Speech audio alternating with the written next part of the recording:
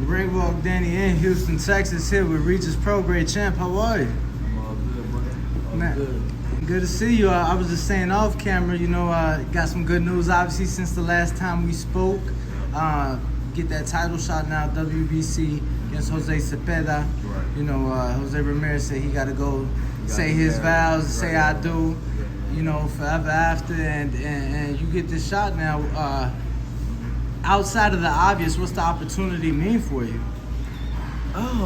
Just to be a two-time world champion, bro. I've been waiting, I've been waiting for 3 years for this, basically. I was champion in 2019, and so now to become another champion, two-time world champion, bro, it just means everything. It's like all the stuff I've been working for the last 3 years, it's just for this one fight, And that's somebody told me that a long time ago. You're not training for your next fight. You training for the belt. You training for the biggest fight. And so that's kind of what I've been doing, bro. And I grind every day. Every day I've been doing this, and now I got my shot. So this is all the grind I've been doing is for that belt again, for the two-time world champion. Now, Jose Zepeda, we've seen him get that opportunity. Came up short against Jose Ramirez in a tough fight. Some people even feel that he may have won a fight. Okay, I wasn't the only one then. He's gonna be a tough night out for anybody. What do you think he brings to the table that'll make it difficult for you specifically? Well, listen, first off, bro, one of my biggest, I think, flaws in boxing is that I'm supremely confident in myself. I'm so confident. Ain't you supposed to be though? You are, but basically I overlook people.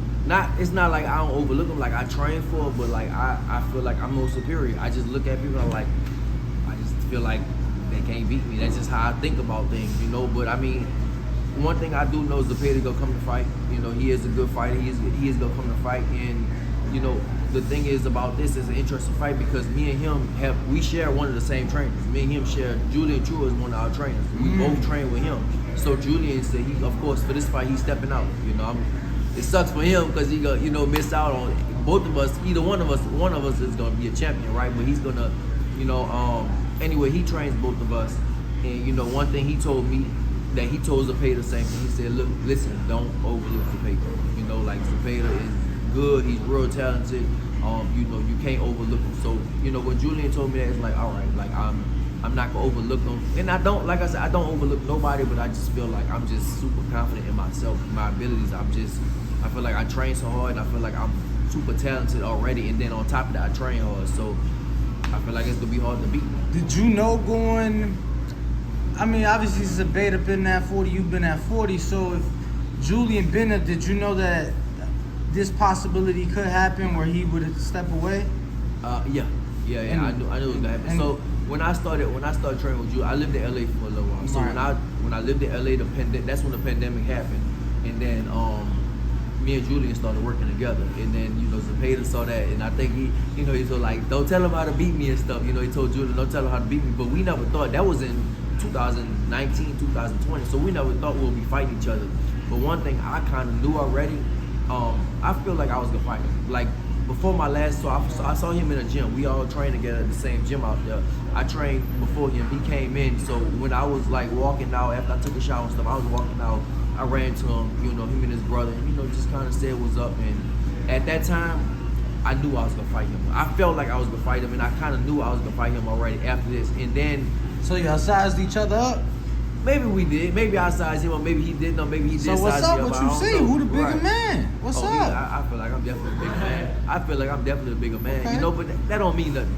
Bigger don't mean nothing in boxing. You know what I'm saying? So yeah. And then at that time, I knew that the WBC made my fight a mandatory too. So that I'll be fighting him. So I already knew that going in. When I saw him, I kind of already felt that he was gonna be my next fight, and that's exactly how it played out. What's your thoughts of Josh Taylor still staying at 40? He's already had to vacate 2 of his belts. But it seems like he really wants to prove the people wrong on his Catterall fight and revenge that. Just your thoughts on that. Because clearly it ain't for undisputed now. It's only for 2 of the belts. Yeah, I think he needs to, bro. The thing with Josh Taylor, of course, I only spent a brief time with him and stuff, but I seen him a couple of times, and he's the type of person, he's prideful. So after his last fight with Catterall dropped him. Catterall beat him, clearly whooped him. You know, my fight was close, but Catterall clearly won the fight. You know, and of course he got a lot of shit for that. So of course, and then the people over there and all the people in the UK and stuff, they probably giving him a lot of shit. So it's like they forced him into, you have to fight again. You know, like you can't. It's like unfinished business. You can't go to 47. You gotta fight. You gotta see Catterall again because you really lost that fight. Break it down there. How the rematch play out? Oh man, I don't know. I feel like Josh Taylor definitely gonna come in more motivated for sure. And when he did fight in Scotland, and I'm not gonna lie, that hometown shit, it's hard, bro. I'm not even gonna lie. It's hard to fight your hometown. It's real hard to fight your hometown. A lot of people go in their hometown, they look like shit. I talked to Jared Hurd about it. He did. When I fought in New Orleans, my first big fight in New Orleans, I felt like shit. I felt like that was my worst fight. He lost it at home. Yeah, he lost. And if I'm not mistaken, so it was J-Rock that beat him, and I want to say it was J-Rock that lost in Philly to Rosario, yeah. and that was a hometown for him. Right, that's what I'm saying. That hometown shit is hard, bro, right. Because you got so much pressure. Everybody you ever knew is gonna be at this fight. You know what I'm saying? You talking about your elementary principal, like so then that's that's Ramirez's excuse against Zepeda, right? If that's no, but he fought a bunch of times at home. Maybe, but Ramirez always fought out there in Fresno, so you get warmed up. You should be able to warm up and get used to it. You know. I gotta ask, man, what's your thoughts on Rick Merrigan? Man, he a good ass manager, bro. I ain't gonna lie, he a real good manager, bro. He do his job. You know, he really do his job. He showed me about the business side of boxing. You know, like we be beefing all that on the internet and stuff, and for me, I be taking shit personal, bro. And like my partners ran up on him in his face and was like, you know, pressed him and shit like that, you know. And then on some media dudes and like I got some people in the world, so like they ran up on all them dudes and shit. And then it's just like, you know, he was like, man, I love Regis and all this, and he was like, bro, like you was just online talking so much shit. So that just showed like the business side of boxing. But Rick, I mean, I feel like he's a good manager, you know. But I gotta see his fighter now. Obviously just spoke about Josh vacating 2 of those titles. One of those will be fought for this Saturday night. Albert Puello versus Akhmedov. I didn't even know this fight you said. Okay. I didn't even know that. Yeah, so that's on the undercard of now Figueroa versus Lipinets. Okay. So that's a Showtime co-main event, the Puello versus Akhmedov fight. Right. Are you familiar with either one of them? Nah. I mean, I saw Puello. So I watched Puello fight because I thought I was gonna fight him for the WBA belt. I knew there was kind of talks that maybe, you know, I thought I was supposed to fight for the WBA. So I kind of watched him and stuff like that. The other dude, I think I only seen him when he fought Barrios. That was Barrios. That was the only time I ever seen him fight. Yeah, a lot of people felt that he beat Barrios that night. Yeah, exactly. I felt like he beat him too. So I mean, from what you have seen, break that fight down. I can't even break it. I ain't even see enough of them, bro. Okay. They about like on the same kind of level. You know? I just think they're on the same kind of level. So I really can't even break it down to be honest. You don't pick? Nah, I won't pick. I mean, if I pick, I'd say Puello. Now that you do know it's happening, will you tune in? Maybe. It depends on what I'm doing on Saturday. I mean, sometimes I'll be busy and I'll be doing stuff that I don't be feeling like watching boxing. So it depends. Did you feel like watching boxing this past Saturday night? Oh, you talking about with Teofimo? Teo? Yeah. I didn't watch it. I was at the football game. I watched it. I went back and watched it, but I didn't watch it live. What'd you think of the performance? He did what he's supposed to do. He got a confidence. I think he just fought a confidence fight to get his confidence back. I think it was the dude was hitting him with a lot of stuff. That dude was hitting him with a lot of punches, and I feel like Teo at 140. I don't see it working out. I really don't. At the bigger 140s, you know, that dude was hitting him, and that dude is nowhere close to on, you know, some of the bigger level 140s. So I just feel like the bigger people 140, like real size. Like I know Teo, and me and Teo, and I've been around him a bunch of times, bro. Like Teo, kind of little, you know. Me and him like wrestled around. We was in Mike Tyson party in LA at one time. We was all together and stuff, but I just don't see it like. I could be wrong, but I just don't see it coming together at 140 right now.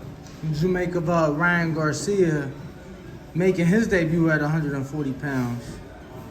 It was a good fight. Like, listen, bro, like all these dudes they fighting, they're supposed to do that, you know. So it's like I want to see some pushback. You know, that's the thing. Like, Sam, you watching these fights? Cause I'm gonna be honest, I feel like you saying they supposed to do that, and I'm like, damn, I'm watching the Ryan fight like. I saw you go 12 and you ain't cut off the ring one single time. Yeah, I see you get the knockout, but you also ain't cut off the ring. So it's like, in my eyes, you ain't supposed to do that. You supposed to be in line for this title. I'm expecting to see more from you. I'm talking about. I ain't seen no pushback from their opponents. Oh, from the opponents. I can't judge a fighter off of how good you can beat up somebody. You know, I want to see some type of pushback. How can you deal with? Damn, what's the word I want to say? Adversity. Adversity. How can you deal with adversity? I want to see that. You know, like these dudes. They, of course, that what they supposed to do. Obviously, you know, and that's cool. But like when they start stepping, I don't see Ryan at 140. Same thing. With T.O., same thing. Because they got some bigger 140s. Let me ask you this then. Not saying that they'd beat you, because obviously you would never. You ain't gonna say that, but. Do you think there is currently a 135 pounder that can move up to 40 and have success, become world champion? I think the best chance for me is even somebody at 132. The best chance for me, I think is Devin, because Devin has defense. Devin he has the size. He don't have the power, but he does have the size and he does have defense, right? And he's getting bigger. Gervonta, because Gervonta got the punch. Gervonta could hit, you know what I'm saying? But he do get hit a lot. But usually, historical-wise, the better boxer is gonna last long, right? So for me, it'll be Devin. Let me ask you about somebody you've shared the ring with, at least sparring, Shakur Stevenson. That's what I was about to say. Shakur probably came to you. Okay. Yeah, that's what I'm about to say. Probably. Do you think 40 is the biggest you could see him getting? You know, he started at 26, became champion at 26. He got a big frame. I mean, maybe we'll see. You know, Shakur got a big frame. I don't know how old Shakur is. 25. 24. 24. So he still got a lot of growing to go. You know what I'm saying? So, and we all about the same, right? 5'7", 5'8", and stuff like that. And Floyd went all the way up to 54 or whatever. So maybe he can do that one day. But I feel like skill wise, like. Who can come up to like 40 in between, it'll be like him and Devin, because they don't take no punishment, they don't get hit. But when you get hit by bigger men, by bigger 40s, you know, like Ryan gets hit, Tank gets hit, Teofimo will get hit. So, you know, you can't get hit by these bigger men, especially like people like me at 140, not just me, you know, like they got bigger 140s, like me, Ramirez is a big 40, Barboza is a big 40, Josh Taylor is a big 40, who else? That dude Puello is kind of tall and stuff like that, but I don't know if he can carry the power. But somebody with like power, you can't get hit by these bigger men. He definitely, Puello tall, you right about that. I know you can't tell me too much, but what can you share from the sparring with Shakur? Because, you know, he speaks highly of you, and, you know, he says it's good sparring. It was just good work, bro. It was real good work. We sparred twice. The first time we were just kind of working and stuff like that. And the second time he kicked it up a little. I ain't gonna lie. He definitely turned the heat up a little bit the second time for sure. But we it was real good work, bro. And like I feel like we definitely learned from each other. Well, champ, do appreciate your time. I do have a couple questions from the people. We got David Maldonado that says, "Oh my goodness." They talking shit. He says, "How does it feel knowing all your time is limited at 40 because T.O. is about to wipe y'all out one at a time?" I don't even know how to respond to that, bro. Okay, whatever, bro. Whatever you say, bro. We got Canada in Nebraska. Says, "Salute, Regis. After the last interview, I'm glad you got this title shot, and I hope you get this W. Just showing love." Rue from your hometown of New Orleans says, "What would you do?" He said, "What would you do with a second lineup with a belt back?" He's saying, "What would you do if you became a second-time champ? Would you bring the belt back home if you beat Zepeda?" Probably so. We're kind of working on that right now. So, you know, I could probably bring it back right now, but it's like right now. You got a possible location and date for the Zepeda fight? No, not yet. Idea of not even an idea. A month? Bro. No? No, not even an idea, bro. For me, I would think that the best place to put it is, like, he's in California, I'm in Texas, he's a Mexican. I would think San Antonio or Las Vegas. That's kind of what I would think. You know, maybe California, but I would think like Vegas will be perfect. I think Vegas will be the best place to put it, or in San Antonio. No Texas, no state Texas. Nevada, no state Texas. So hell yeah. You know, I feel you on that. Let's put it in one of them places. I feel you on that. Let's keep your money for sure. Last two, champ. James Valdez from San Antonio, Texas says, "Are you in pursuit of the Taylor rematch before he leaves 140, or have you moved past the defeat?" I moved past it, but I still want to fight him again. I want to stay at 140 because I'm pretty sure he gonna go up to 47. And for me, I definitely like move past it because I want to be a champion again. You know, so I don't see that ever happening like at 140. But if I need to go up at 147 or something like that just to fight him, then I'll probably do it. Last one from our own right here in Houston, Brandon Lessons, that says, "If boxers had what NFL and NBA players have with the Players Association, what could you see changing in the sport? And also, could you ever actually see this happening?" No. Nah, I'm a historian about boxing, bro. So I know about boxing. It's like, you know, back in the days it was run like by the mob and stuff like that, you know. And this hold on, because I'm glad you said he was a historian. I was gonna ask you. I just got into it with my Uber driver this morning. Yeah. Little motherfucker tried to tell me that all these champions are still owned by the mob. I'm like, yo, I know a lot of champions on a personal level. No, they not. I'm like, yo, I don't know none of them. Bro. It's not owned by the mob and stuff like that anymore. No, it's not.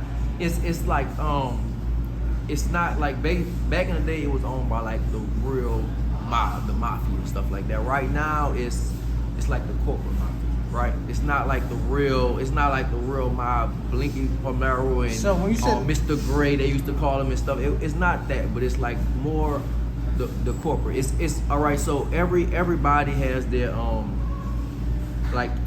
like every network and every promoter and every sanctioning body, it's all cliques, right? And it's kind of hard to be. You can't. It's like it's hard to move without having that support, you know. And back in the day, that support, that backbone, was the mob, it was the mafia. Now it's more corporate, you know. Top rank, ESPN, that's Bob Arum, you know, Eddie Hearn and Dazn, and then Golden Boy. That, you know, they all together, and then of course Al Heyman got the Showtime thing, you know. So that's kind of the mob now. It's not the real mob, but it's. We recently had Mickey Bay on our show, and he said that boxing is ran like the gangs, you know, used to be ran, you know, back in the day. Would you agree with that? I mean, because if you're saying it's political, yeah, like, definitely, it's definitely political for sure. It's all about who you know, bro. Champ, appreciate the time. I wish we had at least a time frame for the fight, because a lot of us looking forward to it, and you know, people always ask like, what's the hottest division in boxing, and I always say 30 to 40. You gotta be. Yeah, I always say 30 to 40 because, you know, as great as the welterweight division is, we know that those guys are in their prime. You know, 30 to 40 got so many young guys, so many champions, so many guys like yourself who you see these guys coming to your division like, hold on, I've been here. Right. You got to come see me first. Right. You feel me? So, you know, I'm just excited definitely to see your fight, and looking forward to that. So, thank you for your time, champ. What up, YouTube family? Don't forget to hit that like button. Subscribe to the YouTube channel. Help us get to that 1 million subscribers. We're on the road to 1 million. And obviously, we have other great content on our Patreon channel. So since this video is over, head on over to our Patreon and check out all the exclusive content, or right here on our YouTube members.